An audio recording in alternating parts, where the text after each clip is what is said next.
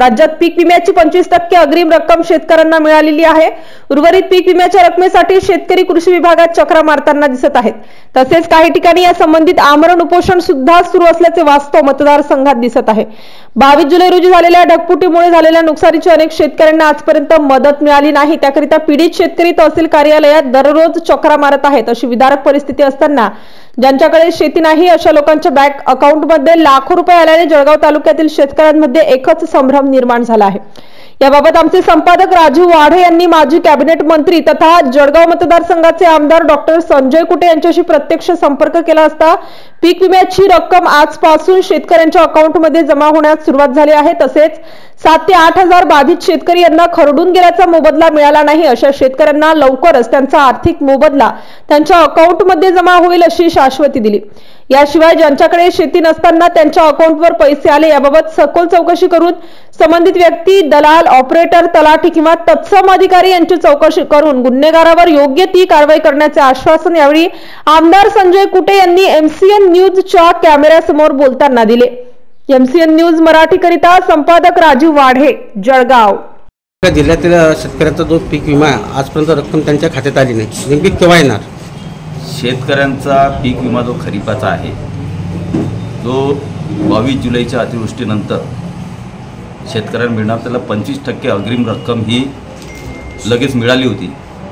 परंतु त्यानंतर स्कायमॅट कंपनी की ज्यांच्याकडून त्यांना डेटा पाहिजे असते आणि विमा कंपनी या दोघांमध्ये 3-4 महिने भांडणं चालले। कारण विमा कंपनीनं पैसे भरल्याशिवाय स्कायमॅट कंपनी त्यांना पावसाचा डेटा उपलब्ध करून देत नव्हती।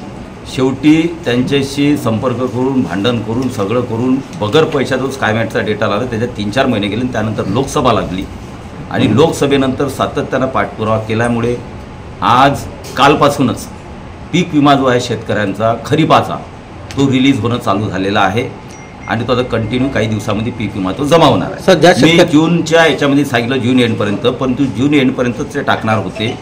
पण जी वास्तविकता लोकांसमोर असायला पाहिजे, कारण जून एंडपर्यंत ते टाकणार होते। पण त्यांचा एमडी जो आहे देशाचा त्यांनी राजीनामा दिल्यामुळे 1 महिना जवळपास 20 दिवस एमडी नसल्यामुळे त्याच्यावर त्यांना सही करता आली नाही। नवीन एमडी 4 दिवसापूर्वी आला, मी मुंबईतच होतो।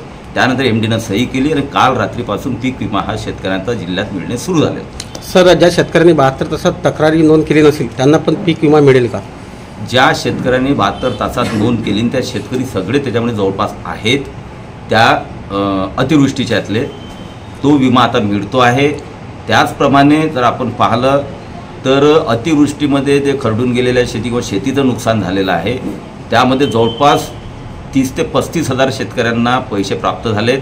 परंतु 5-7 हजार शेतकरी असे होते की ते KYC असेल, पुन्हा आधार कार्ड, अशा बऱ्याचशा काही ज्या त्रुट्या होत्या त्या काळात आता त्या त्रुट्या कंप्लीट झाल्या आणि त्या त्रुट्यांचे पैसेसुद्धा त्याही शेतकऱ्याचे पैसे जे आहेत ते आता येणाऱ्या 2 दिवसामध्ये त्यांचा आज प्रोसेस चालू झालेली आहे। 2 दिवसामध्ये बँकेमध्ये जमा होणं चालू होतील, त्यामुळे तो सुद्धा विषय आता संपलेला आहे।